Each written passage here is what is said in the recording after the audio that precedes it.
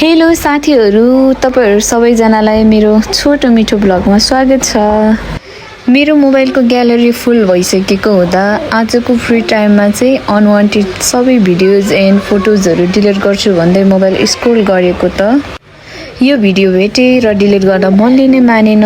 त्यसैले मैले चाहिँ सानो भिडियो बनाएर अपलोड गर्छु भनी निर्णय गरे र भोइस ओभर गर्न थाले। हामी बुढाबुढी खुसी हुँदै गफ गर्दै घुम्न निस्किँदै गर्दाको यो भिडियोले पनि 2 वर्ष हुन लागेछ। घुम्न त निस्के तर कहाँ जाँदै छौं भन्ने कुरा थाहा पाउनको लागि चाहिँ यो भिडियो अन्तिमसम्म हेर्नु होला। जिन्दगी यसरी नै चल्दैछ साथीहरू, कहिले सुख कहिले दुःख। त्यही त अनि दुःख भयो भनेर आतिनु हुँदैन, सुख भयो भनेर पनि माथिनु हुँदैन भन्छन् नि, त्यस्तै हो। सुखमा खुसी हुन सिक्ने, दुःखमा त अभियसली दुखी नै भइहाल्छौं हैन।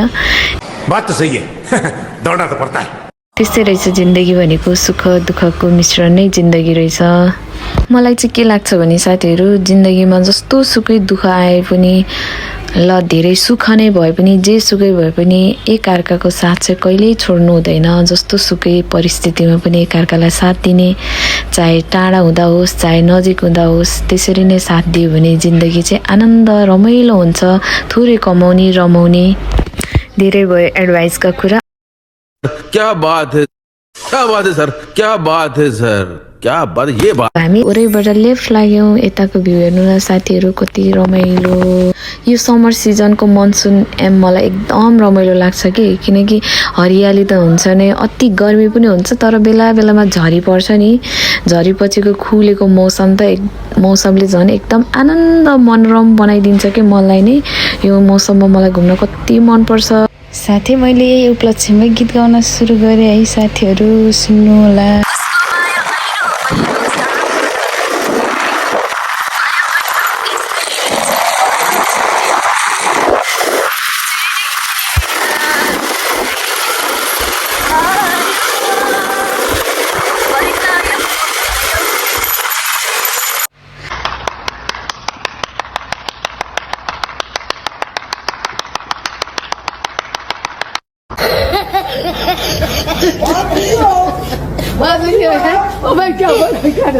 फर्स्ट अफ अल मेरो चट्टेको बोराल सुसुर सुनेर मग्न हुने, खुसी हुने मेरो हस्बेन्डलाई धन्यवाद, साथै हजुरहरूलाई पनि धन्यवाद। म चाहिँ उहाँको फेभरेट सिङ्गर हो भने उहाँ चाहिँ मेरो फेभरेट लिसनर हो। हामी चाहिँ यसरी गफ गर्दै गीत गाउँदै अगाडि बढ्दै थियौँ साथीहरू।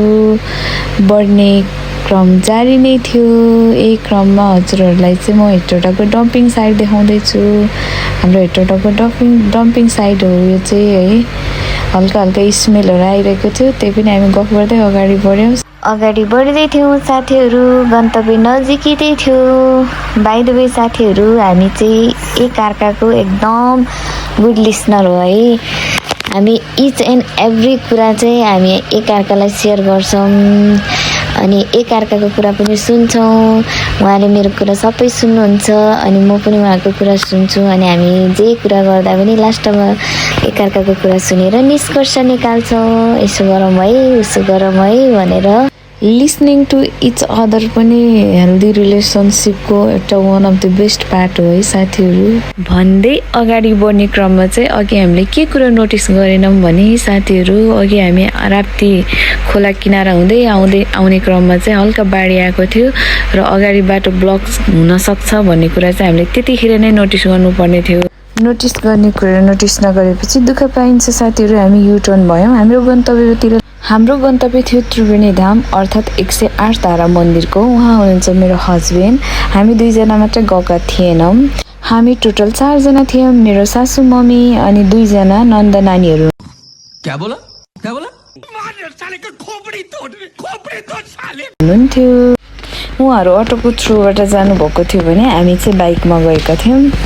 यसरी भिडियो बनाउँछु भनेर सोचेकै थिएन, त्यही भएर खासै राम्रोसँग भिडियोहरू पनि क्लिक गरेको थिएन, तर पनि छोटो छोटो क्लिपहरूले इन्जोय गरिदिनु होला भन्दै हामी अगाडि बढ्यौँ है साथीहरू। हजुर पनि सँगसँगै आउनु होला। भित्र इन्ट्री गर्नलाई चाहिँ टिकट काट्नुपर्ने हुन्छ। हामी टिकट काट्यौँ अनि त्यसपछि अगाडि बढ्यौँ साथी। मेरो हस्बेन्ड चाहिँ भिडियो बनाउँदै हुनुहुन्थ्यो भने हामी 4 जना चाहिँ गफ गर्दै रमाइलो गर्दै हेर्दै थियौँ। यति बेला चाहिँ त्रिवेणी धाममा सुनसान थियो, खासै मान्छेहरू आइसकेको थियो।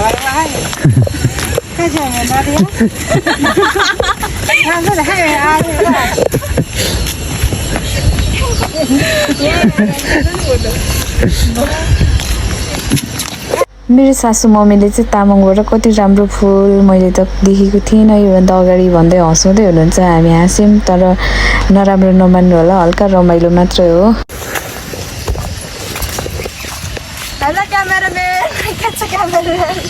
बाहिरको घुमाइसकेपछि हामी लाग्यौँ भित्र चाहिँ हाम्रो ऐतिहासिक, धार्मिक तथा सांस्कृतिक सम्पदाहरूलाई सुरक्षित साथ राखिएको छ, जहाँ हामी भित्र गएर हेर्न सक्छौँ। कति हामी नेपालभरिको सम्पूर्ण ठाउँ घुम्न नसके पनि नेपालभरिको सम्पूर्ण ऐतिहासिक तथा धार्मिक स्थलहरूको दर्शन हामी यहीँबाट गर्न सक्छौँ। यहाँ हेर्नु होला राम्रोसँग कुन कुन ठाउँको रहेको छ भनेर है, तपाईँहरूले पनि हेर्न सक्नुहुन्छ।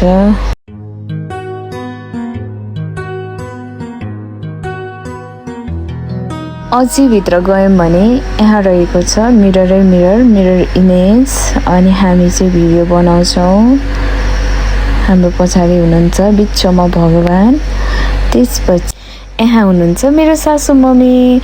म चाहिँ उहाँको भिडियो क्याप्चर गर्दैछु, उहाँले इन्जोय गर्दै हुनुहुन्छ, त्यही भएर म चाहिँ उहाँको मेमोरीको लागि भिडियो क्याप्चर गर्दैछु। साथीहरू यति भन्दै आजको भिडियो चाहिँ अब एन्ड गर्न लागेको है साथीहरू। आई होप हजुरहरूले इन्जोय गर्नुभयो होला भन्दै म बिदा हुन चाहन्छु। बाई बाई साथीहरू, keep loving us, keep supporting us. See you soon in next video. Bye bye again.